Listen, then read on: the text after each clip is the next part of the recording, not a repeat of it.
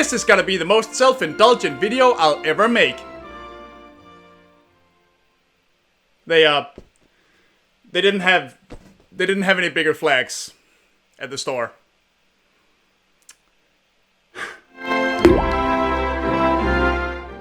A little while ago, I started watching Chatronic on YouTube. I really enjoy it, especially the weirder stuff like the cursed commercials videos. But watching those and realizing many of them are from non-English speaking countries, I start to ask myself if these commercials look as strange to people from those countries as they do to us as an audience. Which in turn made me think of some of the weird media we've had here in Denmark, so I thought it would be fun to make a video where I share some random funny stuff from my childhood. Let's begin as far back as I can remember with a good old ice cream truck commercial. In Denmark, we don't really have ice cream trucks the way Americans know them.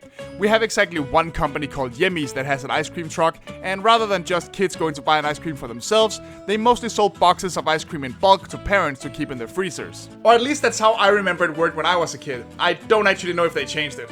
What I do know is that when I was a little kid, they marketed each flavor of popsicle as its own cartoon character. The orange one was the sporty kid, the strawberry one was the girl ice cream, and the chocolate ones were somewhat misguided. These characters were actually pretty popular. I remember there being posters and stickers and even a children's audiobook on cassette. But what I and many other people my age probably remember most about this ice cream brand is the animated commercial from the 90s. So let's watch it together. Hør, nu ringer klokken. Vi på vennernes vej. Aw, that's so nice! Did you guys hear that?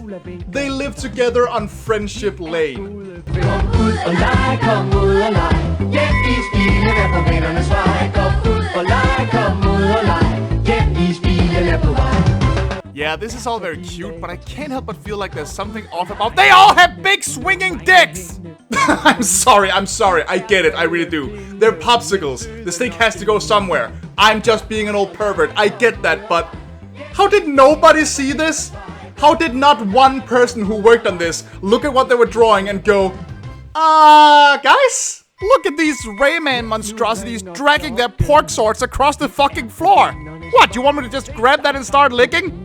I'm sorry, I just can't watch this commercial the same anymore, so why don't we switch food brands? Why don't we go with, Oh, Jesus, no! Look, allow me to give you some context. In Denmark, ice cream is just called is, as in ice. So, is is just ice cream, ice cream. They even had the slogan, it tastes good to go with it. But, yeah, talk about unfortunate implications. They've since rebranded, obviously, but you would not believe the jokes that circulated for a while. Okay. We clearly need to take a step away from the ice cream and the cookies and head for something else sweet, like, I don't know, candy? The Bonbon candy brand was one of the biggest in Denmark in the 80s and 90s. It essentially started with the production of hard candies, which we call shut-up candies, no joke. But it quickly evolved into a whole brand that took childish potty humor and mild vulgarity and made it their identity. Every style of candy they made was shaped like and named after something gross and or silly, and got an equally gross and or silly cartoon mascot to go with it. And you better believe me when I say that that idea paid off in great ways. Bonbon candy got so popular that it got a theme park, which is still around today, even though the funny-shaped candy itself isn't anymore. In fact, the mascot characters got so big that if you visited the theme park, you could actually buy a CD with songs sung by those mascots parodying popular music. I'm not even joking, I had that CD as a kid. I couldn't actually find many of the original ads, so some of these are from a Dutch TV channel. But just to give you an idea of the kind of humor these guys ran with, let's go through just a few of the candies they produced. There were doggy farts, soggy diapers, nagging bitches, seagull droppings, ant pee, monkey boogers, and most famously, huge titties! It's breastica, boobical, chestical, mammical, pendular, globular fun! And yes, before you ask, that cow was also a mascot at the theme park. You used to be able to just walk up to a statue with her holding out her boobs like that, but I'm pretty sure she's gone now. Alright, I think that's enough candy for now, so let's focus on something a little healthier, like milk. Milk is healthy. And orange juice. Orange juice is healthy.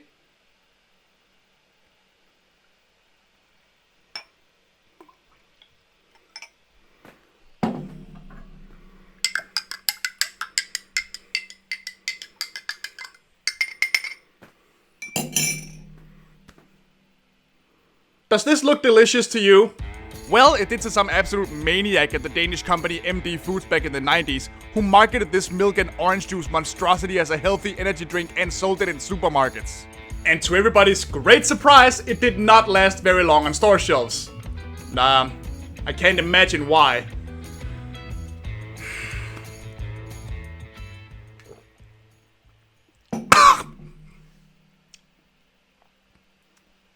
I think I just accepted death. Well, let's see how they tried to market this one. If you're looking for Oh, God damn it, not again! you came to the right place. It's an areological, autoerotical, tubular, bobular joy. Wanna know what their slogan was this time? It was Kiss the Cow. Oh lord, I wish I was joking. Alright, I think it's time we dig ourselves out of this hole of commercialism we ended up in and focus on something more wholesome, something more child-friendly. Like a cartoon.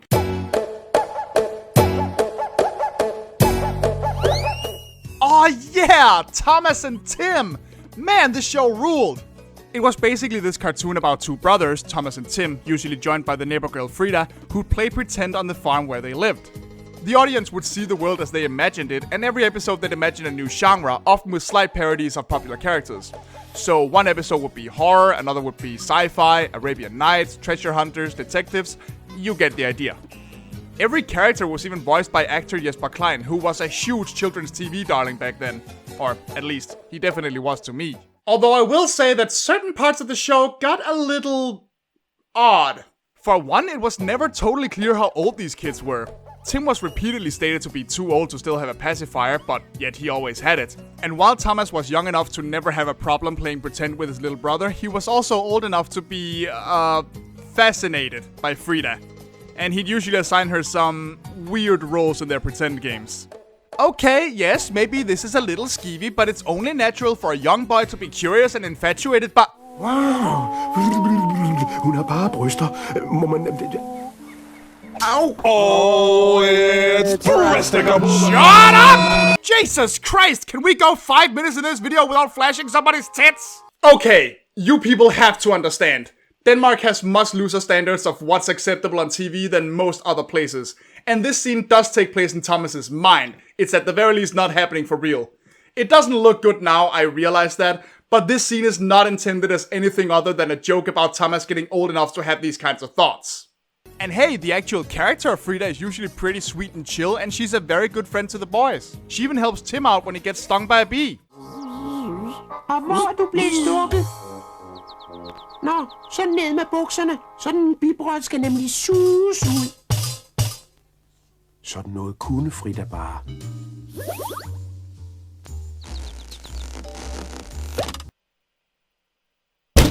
This is the FBI! Open this door right now! What?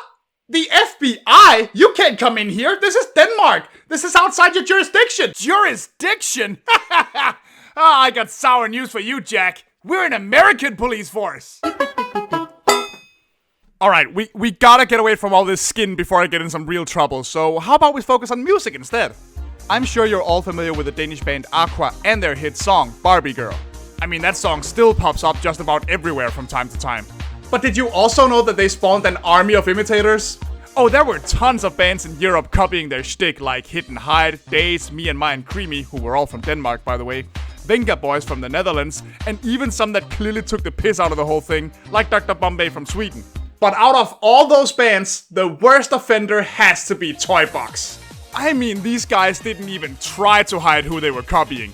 They even had the same high-pitched girl and deep voice dude thing going on. And all of their songs were just filled to the brim with brilliant lyrics, such as... Tarzan is handsome, Tarzan is strong.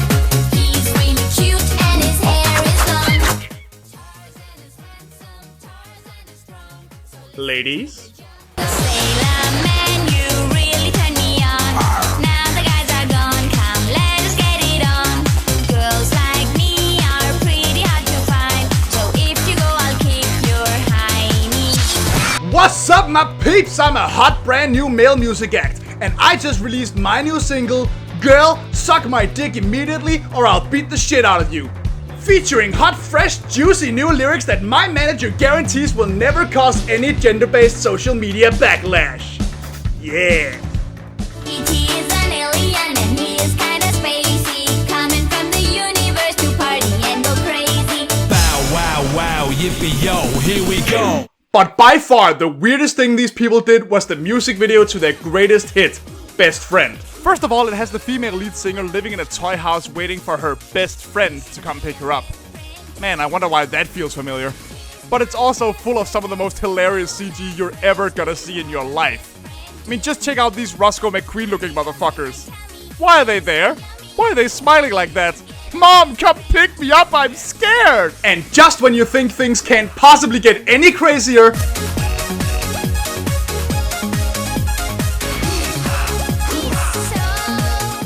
Yeah, you know what? I think I'm gonna draw the line at the lead singers transforming into fuzzy M&M testicles. That's sexually harass each other. Next band!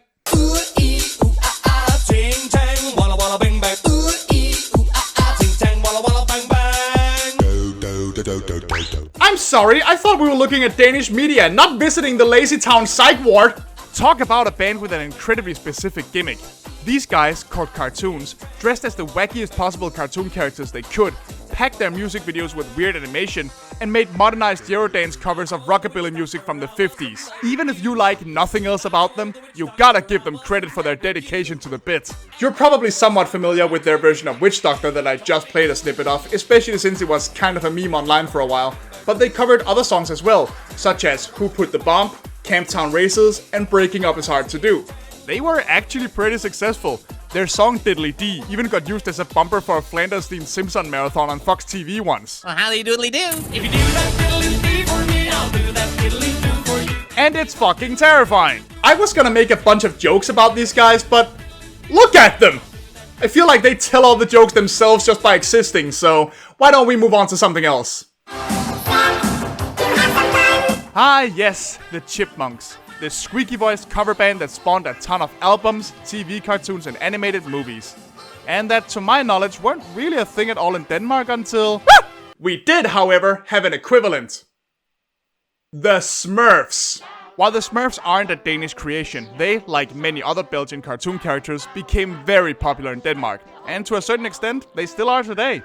Back in 1978, Danish singer Johnny Reimer actually bought the rights to the Smurfs and then released a whole album of himself singing songs with the Little Blue Bastards. It's an album that many still find nostalgic joy in to this day. But I'm not here to tell you about a charming little novelty album from the 70s, no. I'm here to tell you about the 90s, when Smurf hits became a thing. You know how the Chipmunks basically did pitched up versions of popular music? These guys did the same with all the various 90s hits of the time. Except they also changed the lyrics to be about Smurf things or just generally to be more child-friendly. And some of their song choices and lyric changes were honestly just downright bizarre. Such as...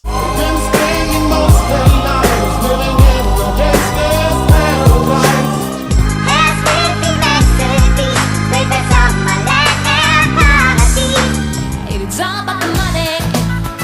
It's all about the dum dum da da dum dum. I don't think it's funny. See us fade away. The spirit fun is free day. All these single dum dum da da dum dum. For en lille smule fri skal man have. Girl, I want to make you sweat. Sweat till you can't sweat no more. And if you cry out, I'm gonna push it some more. Vi skal have et badedyr.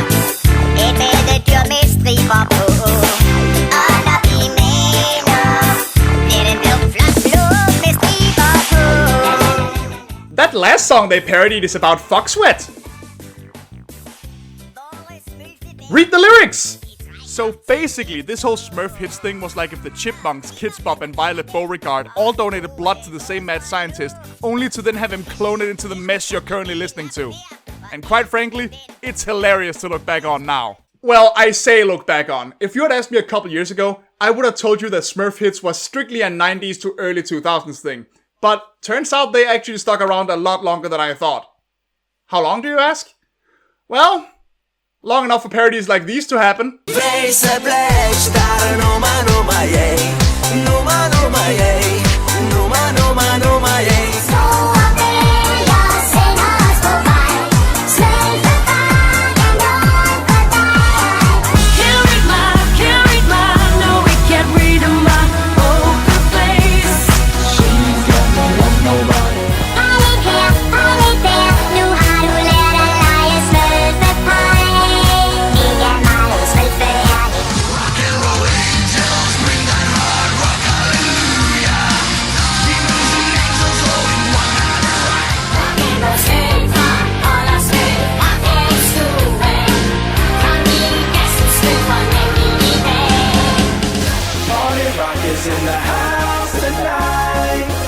Everybody just have a good time.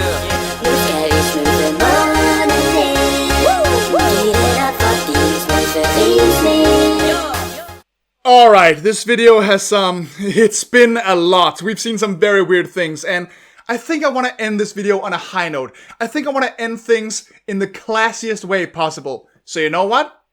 It's time to get cultural. This, my dear friends, is Benny's Bathtub. It's all about a young boy exploring a magical ocean that appears in his bathtub after he captures a talking tadpole.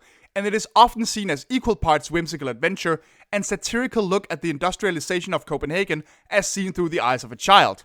Not only did this movie clearly inspire certain other animated classics, it spawned a little wave of Danish animated films with a similar style in the 80s and 90s that are still deeply beloved today. But above all else, this movie is the one piece of animated media to make it onto our cultural canon list. That is a list written by the Danish Ministry of Culture of 108 pieces of media and moments in Denmark's history that are considered essential to our cultural identity today. Above all other animation we've ever produced, this movie made it onto that list. So you know it has to be sophisticated and classy.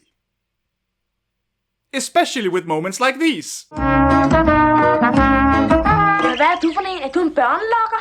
Til at smide rygskjolden, hummerdreng. It's an God fucking damn it! tubular, bobular joy, an explosular, regional, bachelor, pouchular fun for girl and boy. Hey folks, and thanks for watching me nerd out about random stuff you've likely never heard about for about 20 minutes. If you enjoyed it, please click the like button and leave a comment about some weird old stuff you remember from childhood. It's always fun to look back on. Big thanks go to Eli Cat, Silvermoon Ravenwolf, Warren Miller, and all my other patrons for their support. You guys rule. And if you want to support me as well, you can find links to my Ko-fi and Patreon pages in the description below. And don't forget, I also have a brand new Discord server that you're very welcome to join. The link to that one is also in the description. And if you're new to the channel, remember to subscribe for more weird videos in the future. And I will see you there. Bye bye.